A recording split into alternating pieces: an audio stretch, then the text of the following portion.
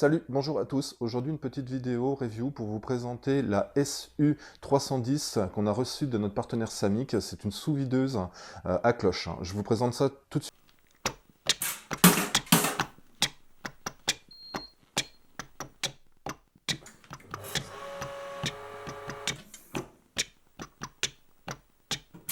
On va voir un petit peu comment elle fonctionne. On a plusieurs programmes. Donc ici, on a les programmes pré-réglables. On en a 25 au total. En détail après comment on les règle. On a aussi une fonctionnalité qui permet de faire le vide en séquence, hein, sur plusieurs séquences. En gros, la machine va faire le vide, elle s'arrête, elle continue à refaire le vide, elle s'arrête, elle continue à refaire le vide, etc., etc. Ici, on peut choisir autrement, au lieu de mettre en fait sous vide dans la cloche, on peut relier un câble pour aller mettre sous vide un bac gastronomique.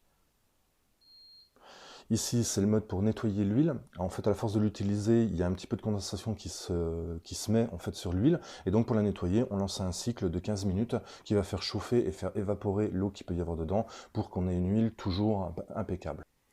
Donc, pour les programmes, on en a plusieurs. Donc, ici, on est au premier, on en a 25 au total. Je vais monter rapidement jusqu'au 25e. Voilà, donc on peut programmer, pré-programmer 25 programmes, ce qui peut être assez intéressant quand on a du liquide, des produits un peu mous, de ceci et cela, d'avoir différentes capacités de mise sous vide déjà pré-réglées. Je vous montre comment ça fonctionne. Ici, on appuie, on va pouvoir régler le pourcentage de mise sous vide. Ça va de 0 à 99, là on va mettre à les 90. Voilà. On peut choisir la fonction VAC+, qui en fait une fois qu'on aura atteint par exemple les 90% de vide, la machine va continuer à garder sous vide pendant un certain nombre de secondes. Donc là, on va dire, allez, je vais mettre 3 secondes. Ici, on a la capacité d'injecter du gaz si on le souhaite. Alors, nous, la machine n'est pas équipée de la fonction, donc on ne pourra pas vous montrer. Ici, c'est le temps de scellage, le temps de chauffe en fait de la réglette pour sceller. Bon, 3-5, c'est le classique à peu près sur toutes les machines, hein. On peut monter ou descendre sur le temps, si vous avez des sacs vraiment épais, ce genre de choses. Voilà. Ici, ça va être la décompression. On peut le mettre à 0 et donc une fois que le scellage est fait, la machine s'ouvre automatiquement d'un coup, ou alors on peut monter jusqu'à 9 secondes pour un temps de décompression. En fait, ça va décompresser doucement, et puis après ça ouvrira, ça décompressera d'un coup. Mais vous allez voir, je vais vous montrer, ça va être plus simple.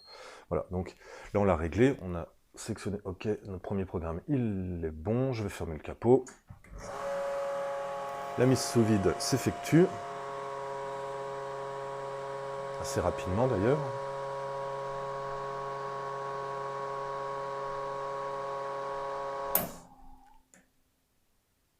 Le maintien et la soudure. La décompression lente.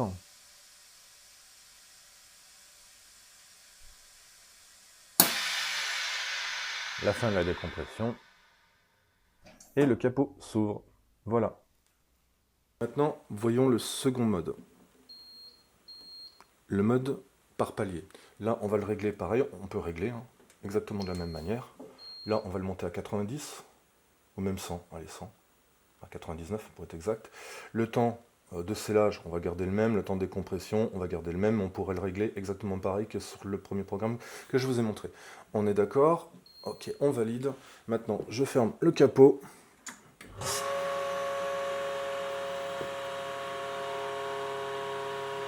Elle fait le vide.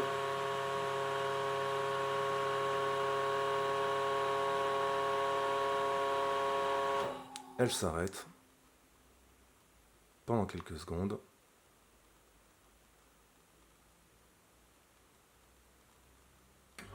Avant de reprendre.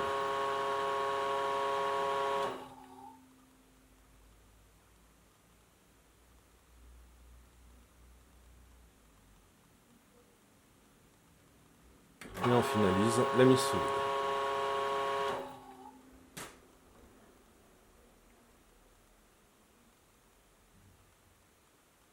Ce qui est très intéressant dans le cas de marinade, par exemple, pour faire rentrer plus facilement la marinade à l'intérieur du produit, palier par palier.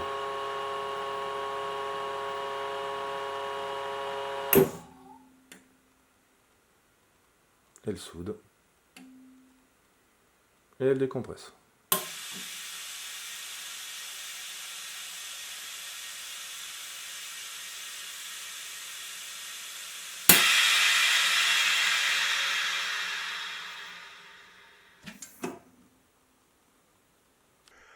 Le programme suivant, c'est la capacité en fait de relier à l'intérieur de la machine un câble sur un gastrobac muni d'un couvercle en fait qui est fait pour mettre sous vide.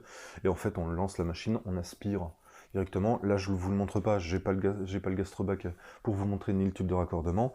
Mais techniquement parlant, une fois que c'est raccordé dessus, vous faites la mise sous vide. La mise sous vide va s'afficher ici, le pourcentage de mise sous vide. Pareil, on peut le régler.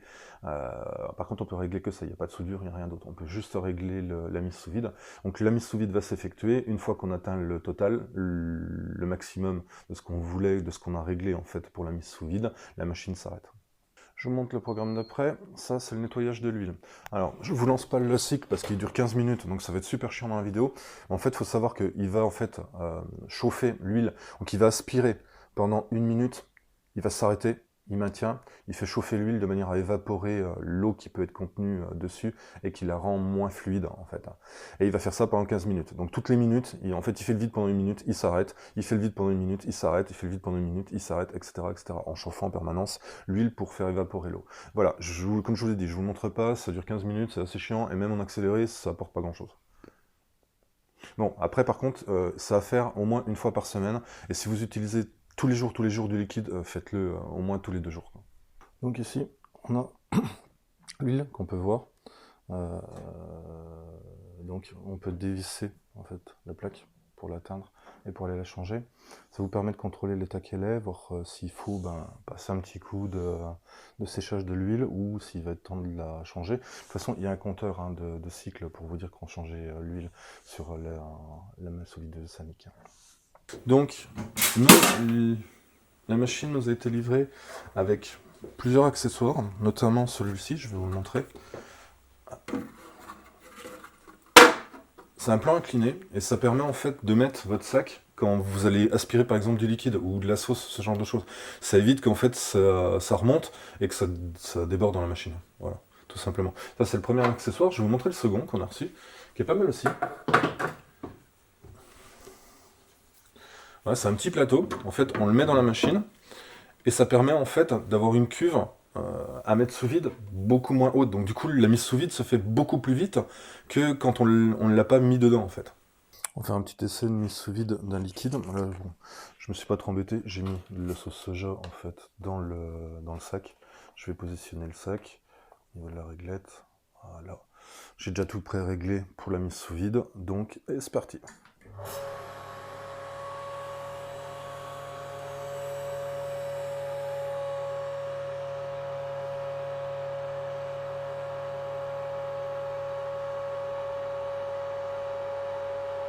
Le liquide est en train de rentrer en ébullition. Logique, on abaisse la pression, donc plus on abaisse la pression, et en fait un produit se met en ébullition. Un liquide peut se mettre en ébullition en fait quand la pression est basse.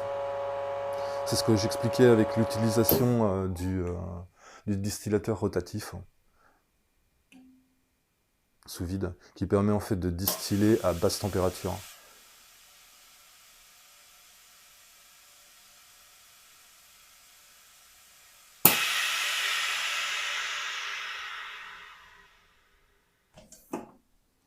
Voilà, comme vous pouvez le constater, ça n'a pas débordé et le liquide est bien mis sous vide partout, de manière homogène.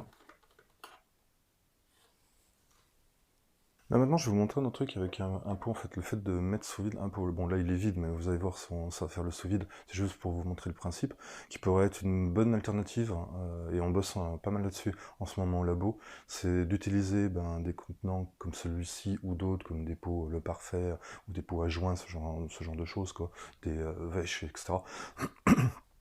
Tout simplement parce que la problématique du plastique est quand même assez importante dans la cuisine sous vide, et il y a peut-être quelque chose à faire avec ça. Je vous montre. En fait, on va mettre l'enceinte sous vide, et en fait, ça va mettre le pot tout simplement sous vide.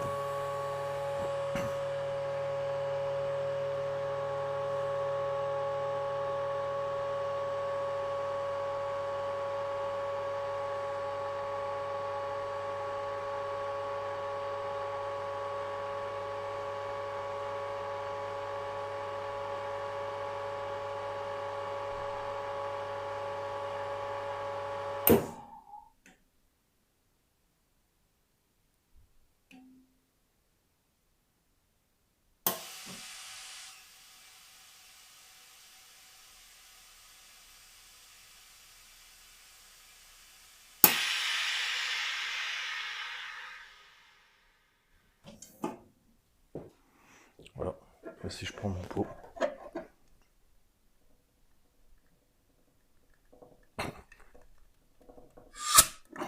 il est sous vide. On n'a pas beaucoup de griefs à faire en fait à la sous-videuse SU310 de chez Samick. Pour nous, elle est très très bien faite, il n'y a pas de souci.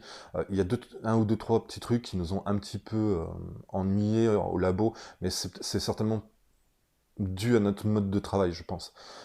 Par exemple, un truc qui est très bien, c'est quand on baisse le capot, elle lance son cycle de mise sous vide.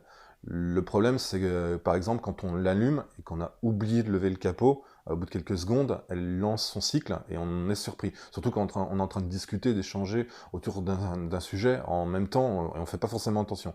Ça nous a un petit peu, ça nous a surpris plein de fois, voilà, pour être clair. Le deuxième point qui nous a un peu gêné, c'est le bruit. Elle fait un bruit d'enfer. Bon, comme beaucoup de sous-videuses, avec 777 décibels, euh, ça résonne un peu quand même. Voilà. Surtout nous, le labo, il a tendance un peu à résonner, donc là, c'est une horreur dès qu'on la met en route. Le truc qui, à chaque fois, moi, me fait stresser, et en fait, enfin, c'est perso, clair, ça lui fait rien, mais c'est en fait quand on utilise la décompression lente, et que d'un seul coup, on passe à la décompression rapide. À chaque fois, le claquement, quand je passe et que c'est en train de claquer à ce moment-là, à chaque fois, je fais un bond phénoménal dans le labo. Voilà. Et le dernier petit point, c'est le fait que en fait, la cuve, mais ça c'est pour des raisons de construction, elle ne soit pas plate, en fait, ça nous empêche de mettre plus de pots pour la mise sous vide des pots. Voilà, c'est pas vraiment grave. On arrive quand même à en faire tenir 9 dedans, donc c'est pas un souci. Maintenant, passons aux choses qu'on a beaucoup aimées. Déjà, le mode de mise sous vide par palier. Ça, progressif. On a trouvé ça super intéressant. Quand vous voulez faire pénétrer une marinade dans un produit qui est un peu poreux, c'est super. C'est juste super. Un autre point qu'on a beaucoup aimé, c'est le fait de pouvoir, quand on fait la mise sous vide, de pouvoir mettre pause. Par exemple, quand vous avez une marinade, vous voulez faire infuser, pénétrer une marinade dans un produit, vous faites pause quand vous arrivez à 90% par exemple de sous vide, vous laissez ça pendant 1 heure, et la marinade, elle va rentrer tranquillement. Donc ça, c'est juste super génial. Le système de décompression progressif, comme je vous l'expliquais, ça pareil, c'est juste super, super génial. Le fait qu'on n'écrase pas d'un coup sec le sac autour d'un produit, par exemple quand on a un carré d'agneau, eh ben, en fait ça évite en fait la perforation du sac. Comme je vous l'avais dit, on n'a pas de grosses critiques à faire sur la sous-videuse. Elle est bien pensée, elle est fonctionnelle, elle marche très très bien. Merci d'avoir suivi cette vidéo, j'espère qu'elle vous sera utile. On n'a pas oublié de vous faire la vidéo sur l'alcool, la seconde partie, c'est juste qu'on n'a pas eu le temps. L'article est déjà en ligne, donc si ça vous intéresse, je vous mets le lien en dessous dans la description pour que vous puissiez aller voir. On explique la fabrication de A à Z, toutes les étapes.